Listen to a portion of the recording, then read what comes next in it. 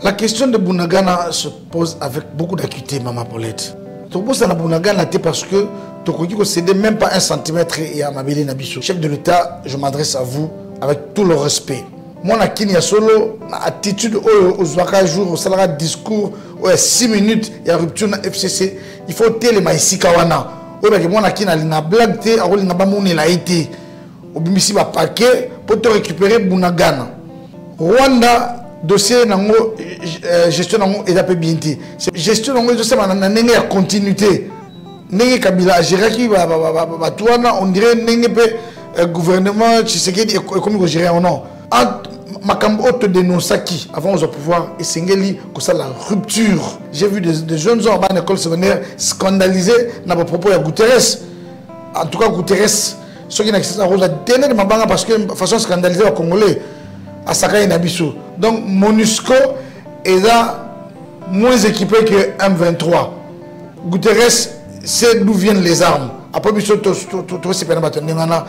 sommes en train de faire du théâtre. Tout le monde m'a rebelle à Rwandais. C'est parce que Kabila le père, Laurent a dit non. Je continue à croire en lui, je vais le soutenir jusqu'au bout, mais qu'il fasse un effort pour comprendre que volontaire de cette population est commis logique il y a guerre. Communiquer bien balobi ba kosala tout baloma ba mo ba kotisi ka mo FDLR. Ba FDLR ba saka. Guterres ça l'américain là est venu ici. Abi non besoin de soutenir un peu FDLR. Donc en même temps, on nous dit qu'on n'a pas les armes. En même temps, on croit que tu as une arme de FDR. C'est-à-dire que déjà ping-pong. Il est temps, Félix Tshisekedi, à taper du poing sur la table comme un dictateur visionnaire pour l'intérêt du pays, pas pour protéger son pouvoir. C'est-à-dire à dicter ma norme. Il y a des Congolais, il faut Azala. Parce que les Congolais, les lots, et dans à Soubara Balabala, à Borabatiti partout, autorité politique, tous mandataires, à rouler des salaires à Batou. J'ai vu mon jeune frère ministre, mais vous avez qui n'a pas été Patrick Mouyaya. Ceux qui ont démissionné dans la place Naï. Quelle humiliation! Vous avez un ministre Tissoukou. Vraiment, il faut démissionner parce que Oyo qui est chef de l'État Sony. Mouyaya a démissionné soit ça. Donc, Bambon, IGF va activer IGF 18 millions sur RTNC et Limoa Karaboui. Donc, Jean Baïb, mais la chef de l'État Matanga au Seigneur. Nous avons Sungamboka Oyo. Si vous êtes un professeur, vous avez un grève. Deux secteurs clés. Je proteste tina énergie na nga suka na attitude ya policier face à ma médecin. Pour ngai général Kasson faut démissionner. Général Kasson faut démissionner pour déjà sur de tel embouteillage, on peut dire que vraiment loisir hein, donc il a plus le temps de faire naïe que s'occuper de Mboka. Ce que tali embouteillage na ninga na Kisasa. Tous la région malgré l'état des routes, malgré le nombre de véhicules. La police, la circulation routière, c'est parmi les gens qui font que le chef de l'État va l'embailler. Donc il faut affronter la mission. Ce que les policiers ont fait aux médecins, vraiment, dans le combat que nous avons mené pour arrêter les médias, pouvoir à Joseph Kabila, voir encore des choses comme ça pour des gens qui n'ont pas d'armes, qui n'ont pas de bâtons et qui ont... C'est quelle classe sociale les médecins? Si on peut traiter les médecins comme des vulgaires gens, comme des Koulouna, pourtant les Koulouna ils sont là.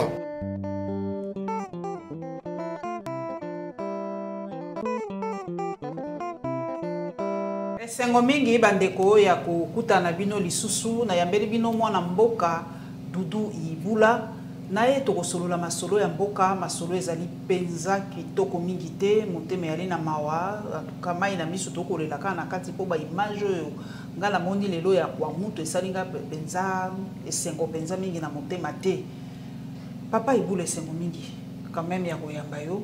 Merci ngai pena sipeli ko ya émission na yo émission oyo émission monene mboka. Merci Papa Ibula. Papa Ibula ba image ngala moni lelo yo mo reposa na sango ya mawa e uti kuna na kwa mutu likambo ya kokata bato ba macheto Papa Ibula nga depuis na botama nanu na yokate na mboka na ngai pa ba yanzi pa mama na nga ba mbala soki bino na yebite mingalo na yokate ba kati bato boye batandi bango lokwa ba taba na nzela na yokate Papa culture uti wapi eza pasi na motema maman Paulette, je disais tantôt,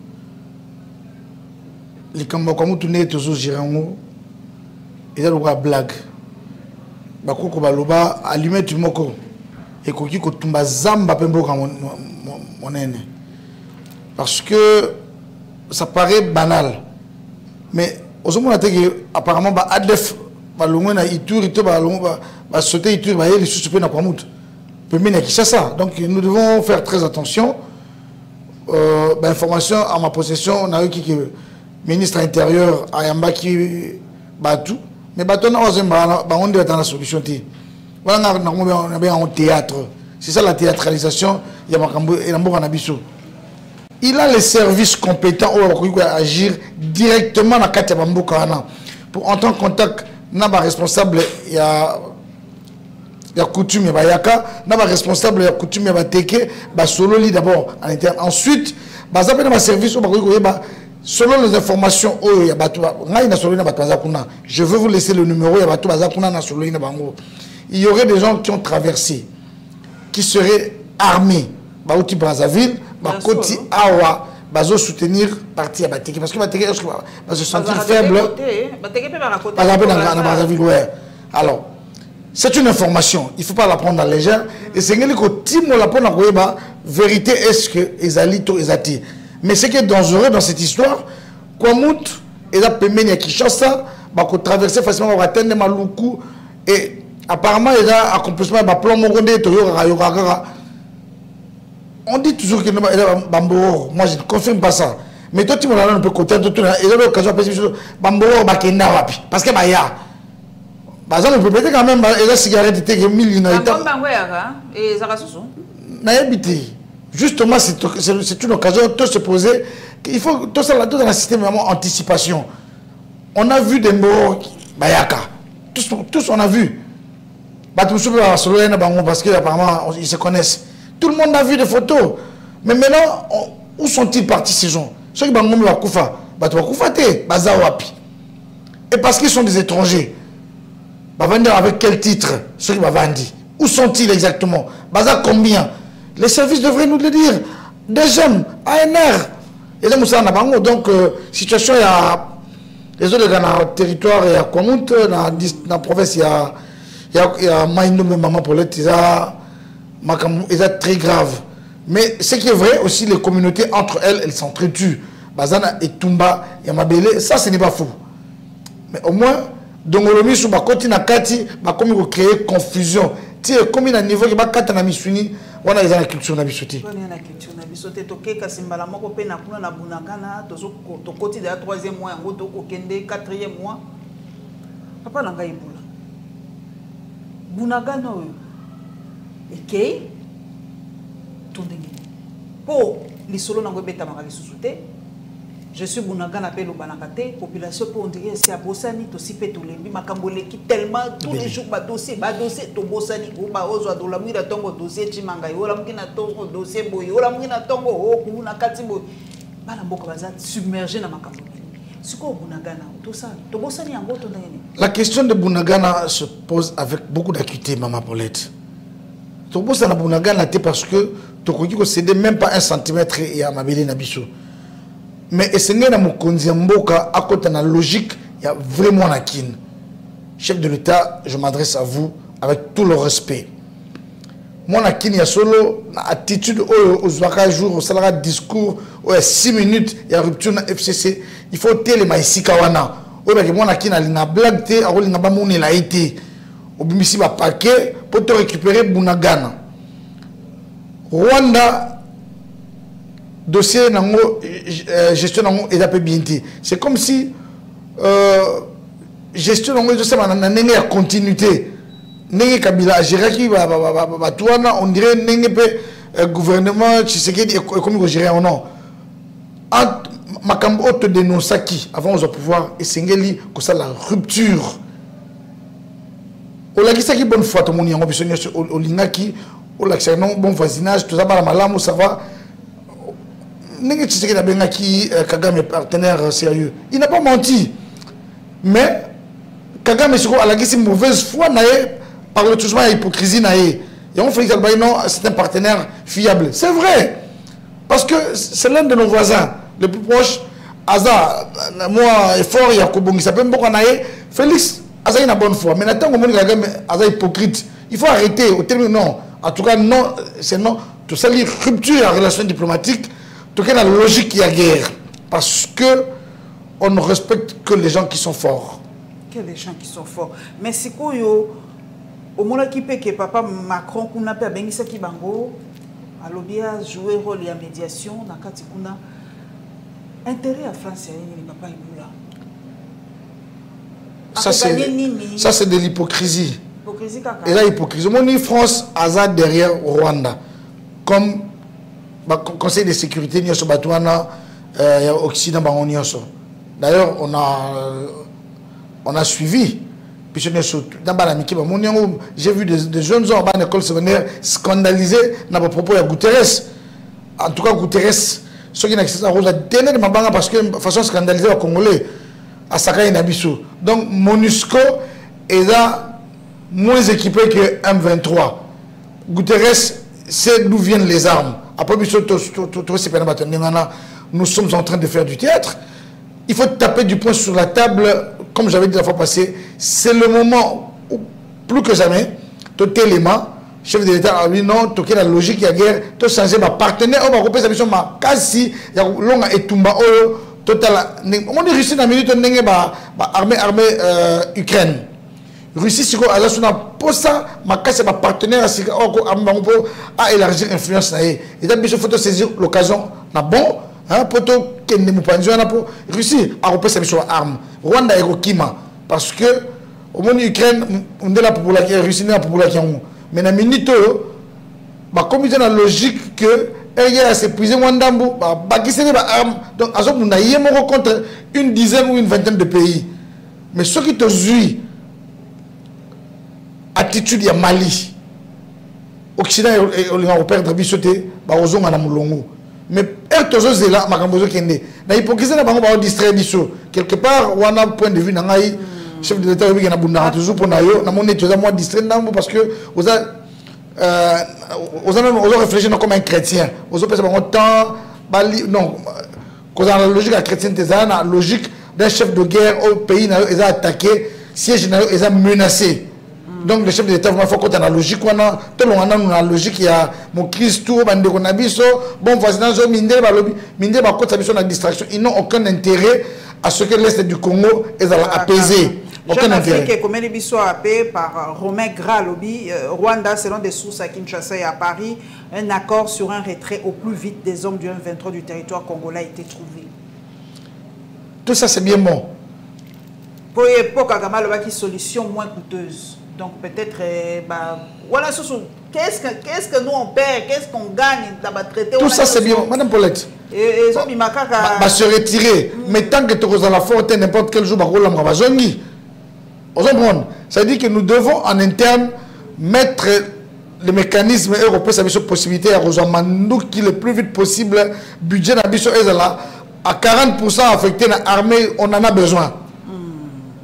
À 40% qui est armé pour tous les gens qui se faire respecter. Ceux qui se faire respecter, comme tous les gens on a besoin de belé, tous les gens sol et sous-sol riche, qui s'organiser même se recroqueviller, ou bien tout le monde a besoin de relation dans l'Occident, tout ça va toujours bien. Mais il faudrait que d'abord, prise de conscience, il y a ma politique, prise de conscience, il y a ma dirigeant et puis il y a population. Ce qu'on dit aujourd'hui, un Malien doit réfléchir face à la situation, il y a un État comme la France, on est fier aux Africains au XXIe siècle. Mais puis surtout dans une communauté internationale, même les plus hauts fonctionnaires et la politique, ils chantent toujours la communauté internationale.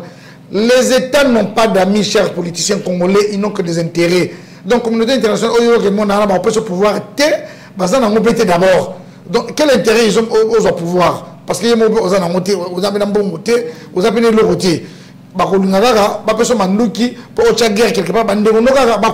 donc nous devons nous réveiller, prendre conscience qu'il s'agit de nous, pas seulement le chef de l'État, nous tous ensemble, totalement dans la même direction, mais il y a un flambeau, il y a mettre du poing sur la table. Tout le monde va rebelle à Rwandais.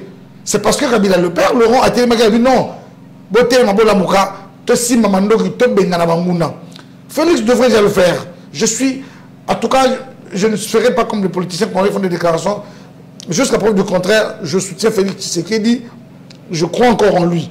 Mais il faudrait qu'il soit temps qu'il se réveille pour que nous mettons dans la tête, mais tu crois, je continue à croire en lui, je vais le soutenir jusqu'au bout, mais qu'il fasse un effort pour comprendre que volonté de la population est comme logique, il y a guerre. Diplomatie et alors la Bible. C'est des vœux pieux, c'est de l'hypocrisie. Il est temps, plus que ton chef de l'État, au Sénat, ce que nous avons c'est un référendum, au la population, face il y a la communauté internationale, face à Rwanda par rapport et à la guerre et par rapport aux relations diplomatiques avec les Nations Unies, le Conseil de sécurité, tout ça. Bon, c'est un référendum. Au lieu de tout ça, chaque jour, il y a un débat, il y a un au Parlement, nous on se fout de 21 000 $. Qui te dit que ça va faire 21 000 $, on vivre bien? On vivre nécessairement bien parce qu'à côté de toi, s'il y a un voisin qui a un fils Koulouna, alors c'est moi, donc 21 000 $, c'est pas la fin du monde, c'est pas le sérieux. Papa Iboula, au côté de dossier, on va il y a des détournements, il y a conflit d'influence, tout ça, cercle fermé à Mokoti Amouka. Oh, je crois, Zali, troisième personne ou quatrième à Kem Boloko, na Bazali Pemé na Mokoti Amouka. Vital Kamere, Dieudonné Lobo, Lelo, Didier Chimanga, un peu cercle, il y a cabinet. Bato balobi na tuno yo moto soutenir kaye lobi oza ko croire en lui.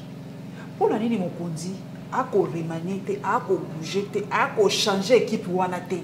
Oui, ko salema be azaika ko obligé ya ko garder batu moko wana o ba ko salaka eka babe po makambo vidie ku ya liboso sali yango te comportement na yaki malamu te ko bunda makambo belé pour la nini tseke na no mo pembeni te asali pona ni ko yoka bino te bana mboko boko ebise muto aza ko se comporter bo keba changer moki.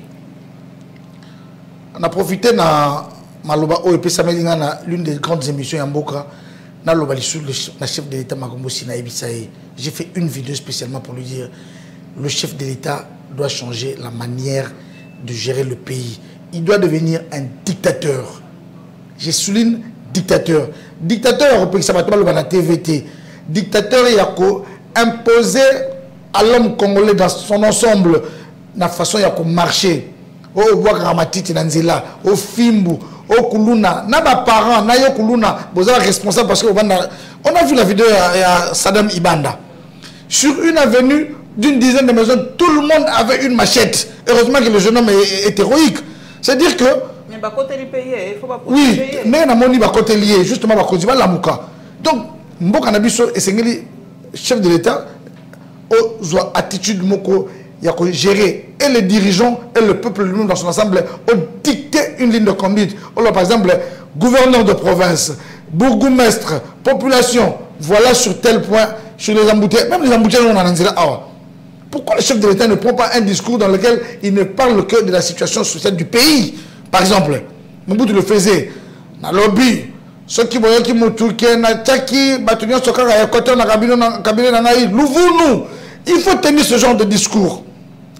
Dans le lobby, il y a un gouverneur, ceux qui embouteillage, commandant de la police, salaboye, ceux qui vont salir en côté.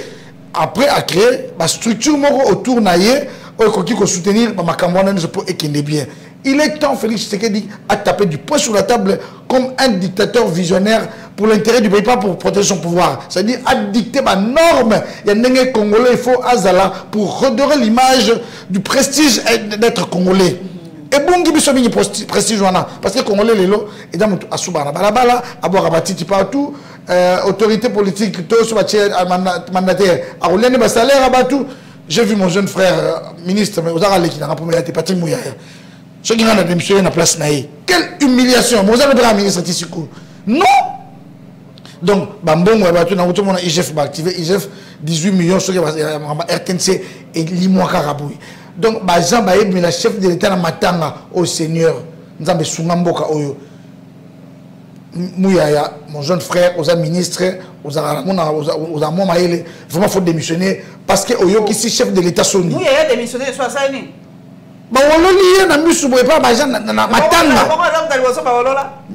Le ridicule ne tue pas, il y a quoi? Chef d'État. Et puis, c'est le chef d'État qui doit faire tout. Je vois un monsieur qui présente une belle émission. Mais il y a la question face à la caméra. Félix Tshisekedi. Non, attendez. Ne donnons pas au chef de l'État rôle aux Haïti. À sali politique, va présenter qui programme le gouvernement en assemblée, il y a des exécutants, ministres, mandataires, Moussala et exécutifs Yangwana. Ce n'est pas le chef de l'État qui a tenu combien d'écoles. Non, s'il vous plaît. Le chef de l'État, Moussala a retourné à l'école, mais la politique n'a maintenant, il y a comment je veux dire, la sévère na kolandela, faisabilité, mise en pratique. Après autant de mois, après autant de mois. Évaluation, oui. Je sais maté. Parce que Moussala peut l'équipe de Mingi.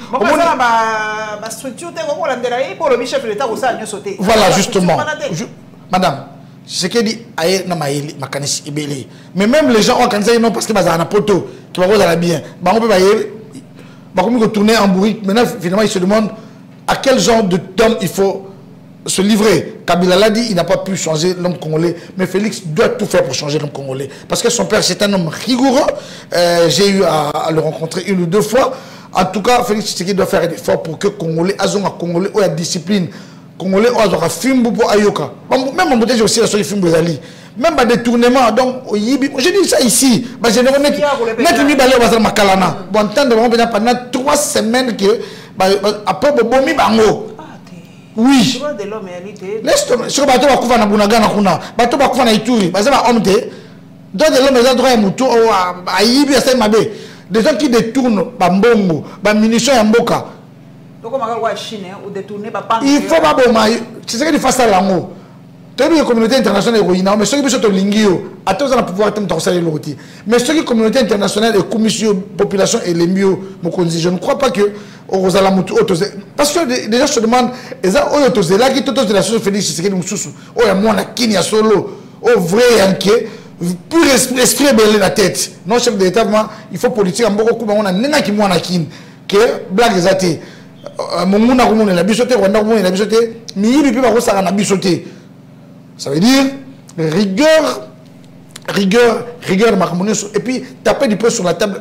Aux yeux, le domaine de tout un boca, aux yeux, au tel embouteillage, au tel gestion, gouverneur, au tel gestion, et chef d'entreprise, au lobby, Maramoutel, mingi, ceux qui moutent à mettre les sous, voici ce qui va arriver. Publiquement, au PC instruction, j'ai un erreur, lobby, ceux qui commandant la saliboye bokangaito ba comprendre entendre to sali to ça ta 6 mois enquête pour se tromper ce qu'il faut pas prendre ba prendre tu sais que dit to soutenir pour mboka ezo ngalo kumu nango parce que mboka ekiti ta lobi mboka ekiti mi bala mboka kutu mi balobi à côté na ye prison ngo lobi akobela maladie après lobi abimi na ye après que na ye poto ko se faire soigner bala mboka ba ko ndima soupe ba bi chat échaudé ba o pe mutali bosota kokota ka bo ba après abimi aki.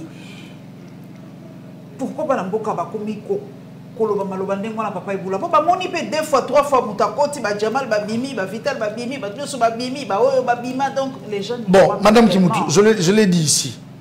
Le chef de l'État l'a déjà lui-même reconnu. Justice Nabiso eza na maladie et belé. Une fois de plus, le magistrat suprême eza chef de l'État. Moi je crois même que constitution oyo toza nango siko on a voté contre yango. À l'époque, j'étais avec mon ami Emmanuel Ilungawa, autour de vice-ministre Atanga Kabila et Affaires étrangères, celui à Congolais des étrangers. Bisso, j'ai battu la campagne du non contre la Constitution Oyalelo.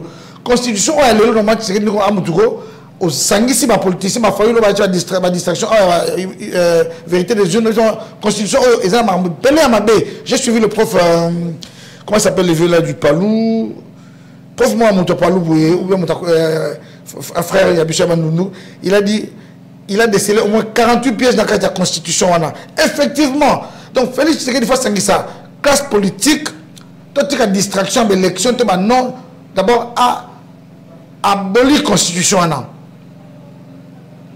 À créer le donc, ma politicien, ceux qui sont unanimes que Félix Tshisekedi a de côté Constitution, toute ça, la Constitution, chaque regroupement, en tout cas le même en 5 regroupements politiques, tu peux faire ma proposition, il y a ma mandement, ma cassi, tu as autre changé, nombre de mandats et changé, tu as par exemple 3-4 euros changé, le reste, tu as ma constitution, parce que la constitution, il y a un biso, maman, il y a ma bé, constitution taillée sur mesure. Il y a un moment, nous avons limité parce que nous avons Christ, et ça, nous avons attends, la monnaie, tu as la foi, ça me limite à ta journée.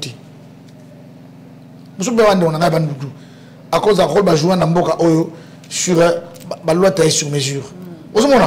Un homme d'État ne peut pas être quelqu'un aux autres qui ne comprennent pas ma proposition. Il y a une loi taillée sur mesure pour protéger un individu. Lorsque tout le monde parle du salaire de Joseph Kabila ici, 689 000 $, oui.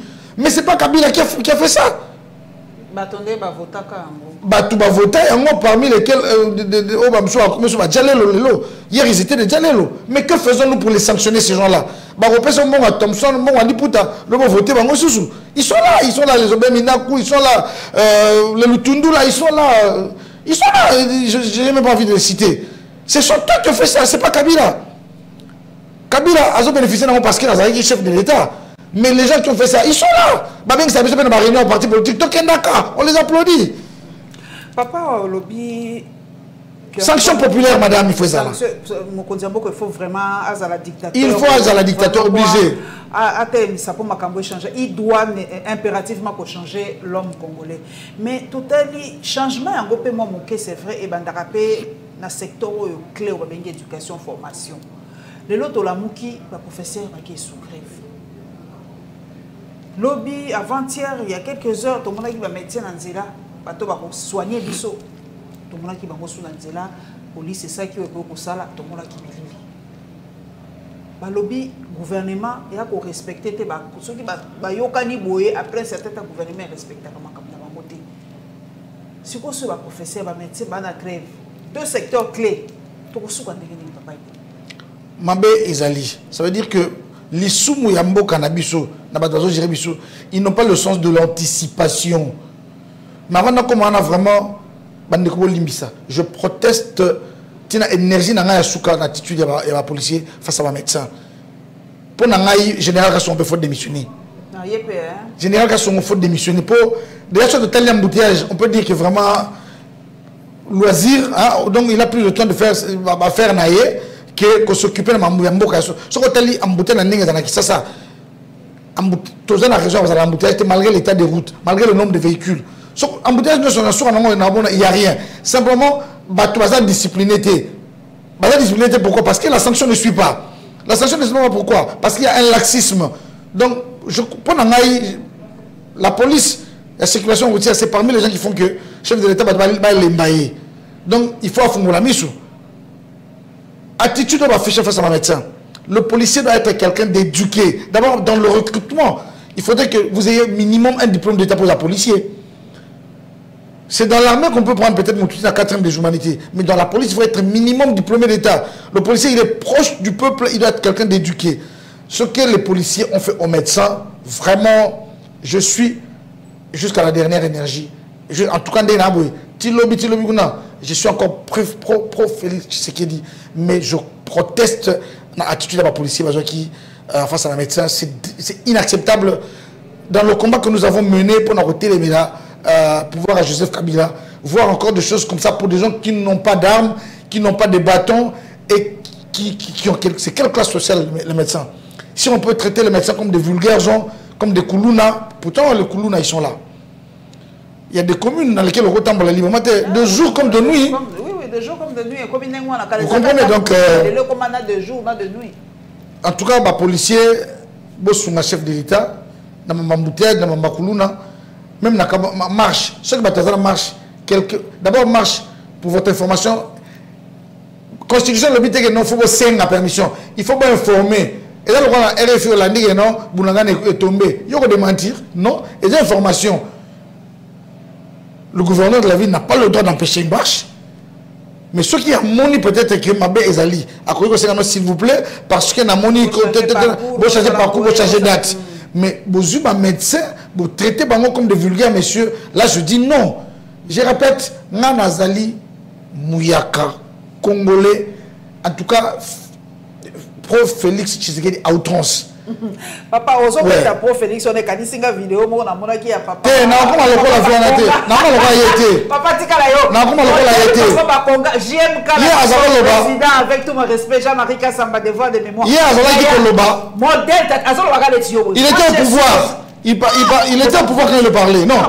Non, moi je ne suis pas au pouvoir. Je n'ai pas un poste de commandement, je ne dirige rien. Mais ma conviction. Ta conviction. Oui. Mais hier, il y a une façon de faire tata. Et puis là, le but est qu'on a changé. Je n'ai pas dit ça. Non, non. Ma vidéo, Charlie, ma vidéo. Non, non, le but est qu'on a changé. Mais tant que nous allons croire, na logique, tant que nous allons croire, le pouvoir vient de Dieu.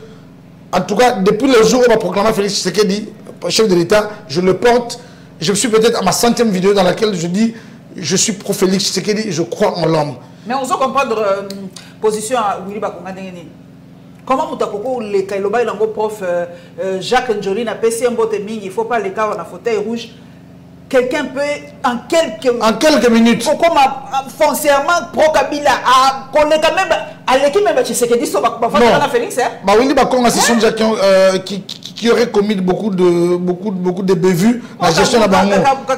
Alors, il croit que ça c'est un côté purgatoire. Voilà pourquoi moi je dis des gens comme ça, la justice, il faut faire la mise sur la dossier ni parce que les gens disent de croire que le chef de l'État a protégé Bango. La justice ne fait ça Moussanango. Il ne peut pas tout faire à la fois. Justice c'est ça Moussanango n'a pas taboué, n'a pas dossier va citer Bango. Bon, founger les mises justement pour total là. Ceux qui azablement n'a raison à le bagage pro. Comme ultra sécuriste le ultra kabiliste mais Esopie quand même il fait ça ridicule comme le ridicule ne tue pas ce que je vous disais madame donc justice hein il y a une occasion comment nous n'imitons pas les bonnes choses justice saisissez-vous justement qu'est-ce qui fait que nous sommes Mambo c'est qu'il a des choses à cacher dans le dossier on va citer Malamoko, tout ça, tu ouvrir enquête, tu vas cagnoter. Mais ouverture d'enquête, tu as cagnoter. Au moins, il peut. Tu es babattu, non? Parce que l'enquête, parce que tu as tambola qui n'est ni, et tout ça, qui a un bâtiment. Parce que, comme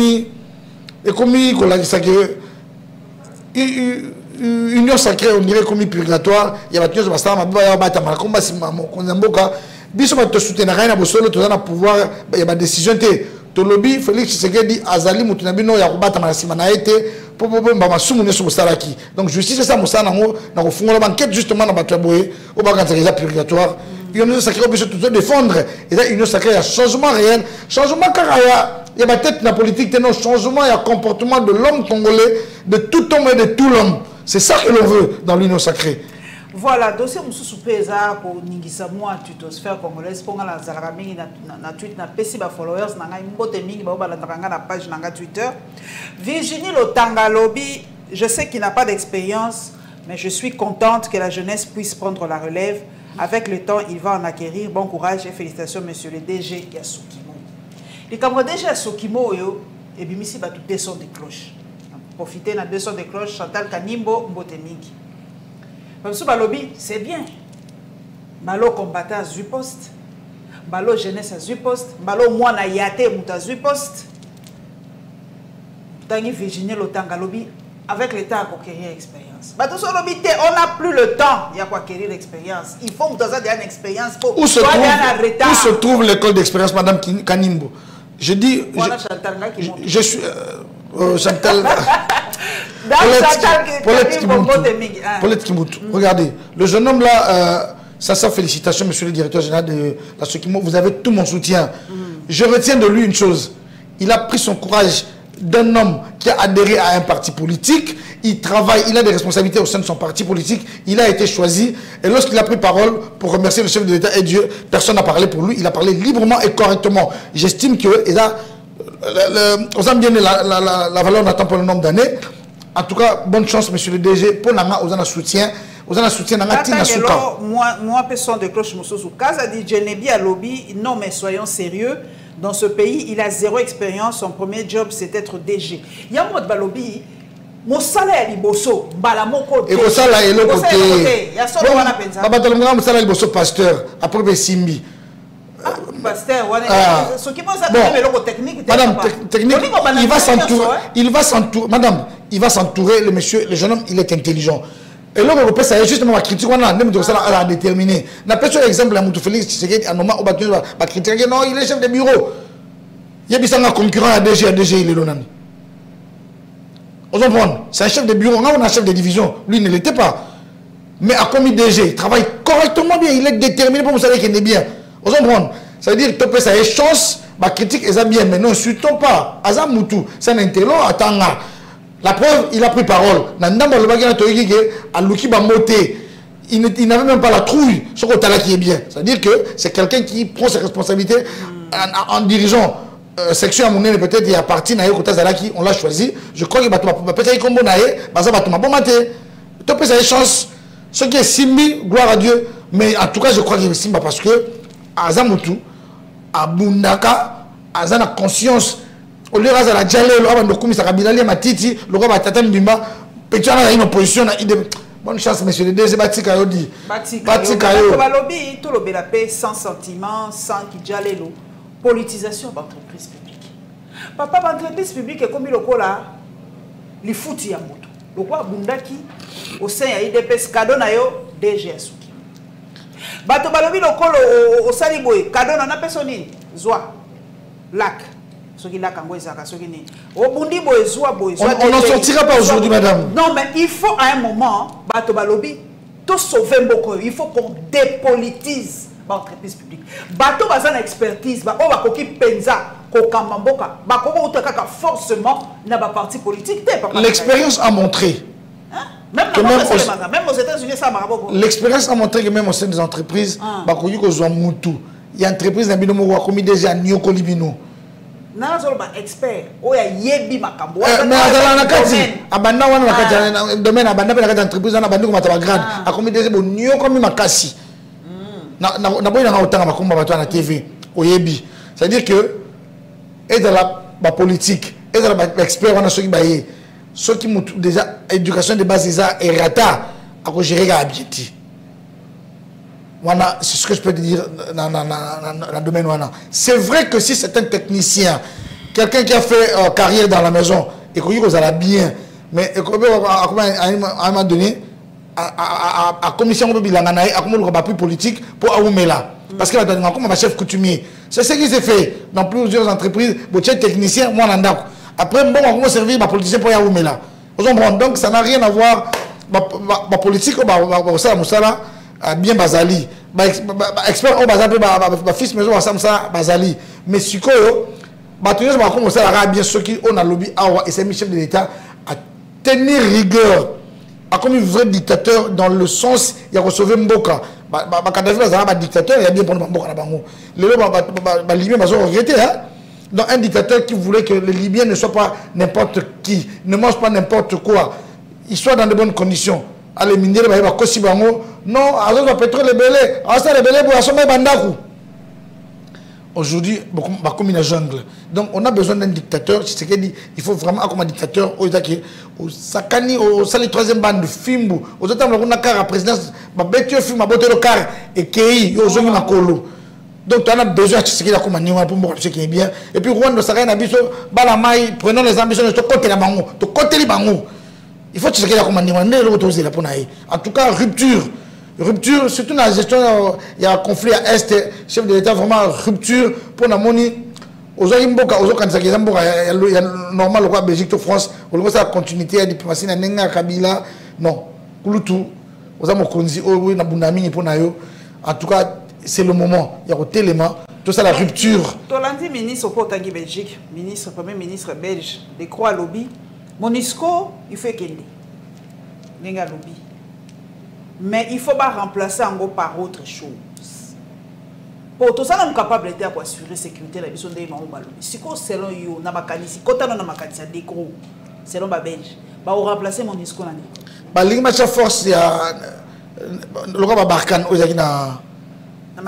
Mali. Donc, les Belges ont chassé tout bon, vous avez trop de tirer la mine pour espace même des coups, tiens lobby.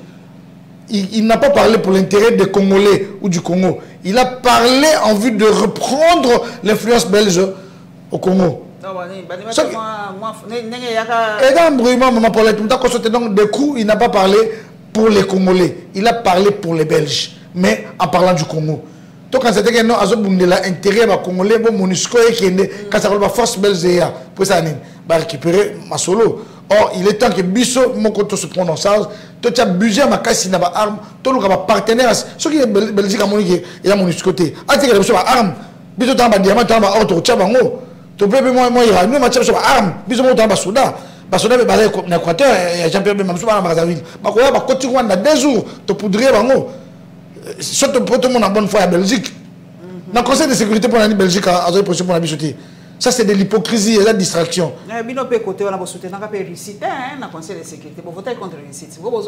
Bon, et d'accord, on chef de l'État, justement, on a besoin de ça. Batu Oyo, alors quand il s'est dit qu'on allait bien pour naïe, parce que bazala na bapoto, to batu so ba qui FCC ba rejoindre mususu baza de mauvaise foi bazo endurer en erreur. Je salue l'âme de quelqu'un qui est parti, ou avec un bon conseil pour le chef de l'État, vu qui était Jésus, moi paix à son âme, venant aider le chef de l'État, bien malheureusement bon, nous avons décidé autrement. Batu belé baza tout autour du chef de l'État, ce ne sont pas des bons conseillers. La diplomatie essaie toujours de tenir compte du fait il y a force politique, la force économique, la force militaire surtout.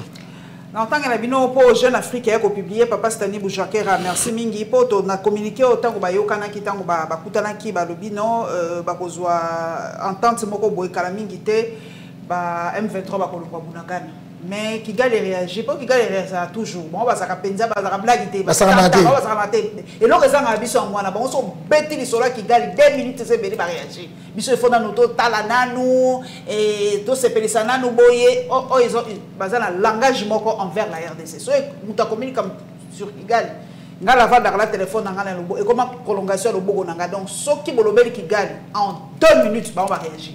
Ça déjà la réponse. Par contre, on réagit à l'Obiboui. Selon Kigali, le communiqué engage toutes les parties à travailler ensemble pour le retrait du M23 et pour mettre fin au FDLR. Voilà. Au FDLR, il ne dit pas que Kigali s'engage à faire le maximum car la responsabilité ne repose pas sur Kigali. Aujourd'hui, Kigali est blagate. Biso ton négligence la communication. Dans la présidence, na landi bouquet, na longwe na pour ce journaliste. Na communauté congolaise. Bino ba communication mo kondiamboka bozapi. Kigali bana service à communication au Saralaté. Papa, on monika à moins de 2 minutes va réagir. Bino communication ya mokondi. Communication gouvernementale, communication bo c'est la gani ni pour mettre pam. Tant ba ici ba OK retrait et bimi bo. Bango va se dédonner ba lobi bango ba responsabilité. Ba zongi susu likamona bango ba tiara ba mutu FDL. Mais FDLR, c'est silaté. Vous m'avez raison, madame. Vous m'avez raison. Communication, communication. Chef de l'État. Mais c'est journaliste, ah, ministre de la communication, journaliste Patrick.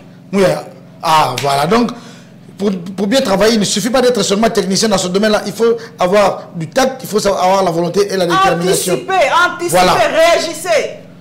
Par rapport à FDLR, le Rwanda, avant de passer toujours la passe. C'est ce que je vous disais ici. Tozongi dans la même chose. Communiquer bien, balobi bakosala tout balonga. Bango baba kotisi comme FDLR. FDLR basaka. Guterres ça l'Américain là est venu ici. Abi non besoin de soutenir un peu FDLR. Donc en même temps, on nous dit qu'on n'a pas les armes. En même temps, on croit que tu as une arme de FDR. C'est-à-dire que déjà ping-pong. Il y a un chef de l'État et Sengeli a tapé du poing sur la table. Donc, tu as une distraction, l'élection. Papa a dit, bon, on a osé mettre ma élection. Et qu'on soit arme, tu as une élection. Ce dossier, monsieur, c'est Bimia. Dossier, monsieur. Ah, ça, c'est sous Scoop dire, c'est Bimisi dossier. On a la Twitter, Tanga Scoop. Il y a un détournement, moi, je déjà na Haïti. Mais vous avez entendu, on va quitter l'enrôlement. Ça va négocier, ça va toujours. Donc, tout le monde Congolais, ce que la politicien, on a l'élection, tu sais qu'il y a une distraction. Toi, la CIMA, tu sais qu'il y a l'élection après. Toi, si ça le Rwanda, toi, si la Naba, bien. Pardon, Scoop RDC, Seni Denis Kadima au cœur d'un scandale financier. Voilà. Combien? Voilà. Donc, bon, on va recevoir Malango Minduki. Déjà bandi. Allez, on va quitter l'enrôlement. Et que ça peut être distraction. Si on a les Minduki, chef de l'État, Congolais Yokangaï, le lobby 3 fois Congolais Yokangaï. Donc, quand on a la distraction, les politiciens, les politiciens, ils ont une fonction, ils nomment dans la fonction. Mais ça ne suffit pas. Est-ce que Congo est eu décollage? Tout est l'élection, c'est distraction. Même si c'est que dans le monde, Fayoulou, même si Fayoulou, Bemba, c'est la même chose. C'est bonnet blanc, blanc bonnet. Et vous allez partager ma poste. Mais la minute comme moi, Nambo Kazawana, tu as vu papa naïe, tu as vu maman naïe. Aza Congolais, tu simba, tu tindika, tu kendeliboso, tu récupérer Mboka convenablement. Bon, tu son mamandoki. Ceux qui mandoki, ils ont la respecter. Tant qu'il n'y a pas d'armes, tant qu'il n'y a pas une armée forte et disciplinée, tant qu'il n'y a pas une. En tout cas, il faut s'appeler dissuasif. Donc, il faut tout ça là. Bon, on a vu ce qu'on a la distraction. Les élections, la distraction, les élections sont budgétivores et inutilement. L'élection est la mission développementale, l'élection est en train de se faire machine, après machine na mito les arapes. Autre ça là na corneille nanga. Mais bon, on se corneille nanga oazoka, ya on ça na bilanga kuna, après bato comme ça na ça bilanga. Mais biso to sundi. Donc le peuple en partie toujours. Donc élection est la solution pour le développement en Mboka. Je le dis, je m'assume. Élection, toute petite distraction et élection. Chef de l'État, ça sa classe politique. Mindele taliban ngote makambo. Non, les élections. Et taliban ngote. Ah, ça sa classe politique ba sola. Obligé. Tout pour ça élection. Tout bah non bon. Bon, na oba bon ma réserve d'échange tu reçois 1 milliard. Comme on a 4 milliards. Bon, na autre chaque budget armé. Tu sommes arme banani barokindi. Quand tu as armée, tous les étrangers, comme si on dit bango, si on bango écrire mes contents, botier bango na disposition de l'administration, bien botier bango na école de formation et guerre, botier bango école de formation bas subalterne, botier ba vrai commandant congolais, monsieur bazan étranger, monsieur ba j'appelle même comme vous avez très écouté chef de l'État. Bon, on pense à la stratégie, tout bundelana numboka, tout une armée forte et dissuasive comme venait de dire Madame Kimutu. En ce moment-là, tu as dit Félix, tu sais que tu as dit solo, malgré tout le ensemble, tu organise les bonnes élections, tu peux qui nous a 680 000. Voilà, si tu modifies la constitution, chef de l'État va nous peut-être par mois, attends moi 50 000, tu tiens un avantage, tu ne pas de foot. Pour la très bonne condition, pour la chef de l'État, vous allez bien. Mais par exemple, 689 000 $. Atabi no moko. Tout dans la même, tout dans la bolingo. Au sein de mon île. On dépasse mon corps. Merci papa Iboula, biso nous sommes indignés mais tout ça bon. Congo linga bebongo. Merci papa Iboula tango ba pesa ki biso penza ekoki. Merci mingi mokondi. J'espère que message et loba nango émission ya kitoko eleka na Top Congo e ko kota penza la ndako ba kondi ba koyoka penza ke bana mboka ba lobaka bana mboka ba kanisaka. Balobi mokondi changer. Impose-toi. Beta en tout cas la main sur la table, changer ma cambo pour façon tozo kende mo ete ngai na yesu na lobi communication, boza na communication qui bon réagir ça noki. Le monde aujourd'hui fonctionne avec ce téléphone. Ba compte na bino ya ba présidence, ba compte na noto mona rabinoté. Mais à Kigali, soyez lobby en moins d'une seconde, Kigali réagit. Vous êtes tout. Parce que position est la position à Rwanda Mubimba. Mais la position à Congo, au moins, Congolais, position à gouvernement et l'Obaka. Moussa Labine Zani, on vous paye pour ça. Pour ça. Réagissez. Kakaba cortège. On en a assez avec ce cortège. Non, papa, pas foutre à Bambongo. Alors, réagissez. Vous avez des comptes Twitter, vous avez des comptes partout. Réagissez. Mokile Tangabino. C'est ça. Merci, merci infiniment, mon Paulette, c'était bien. Merci beaucoup.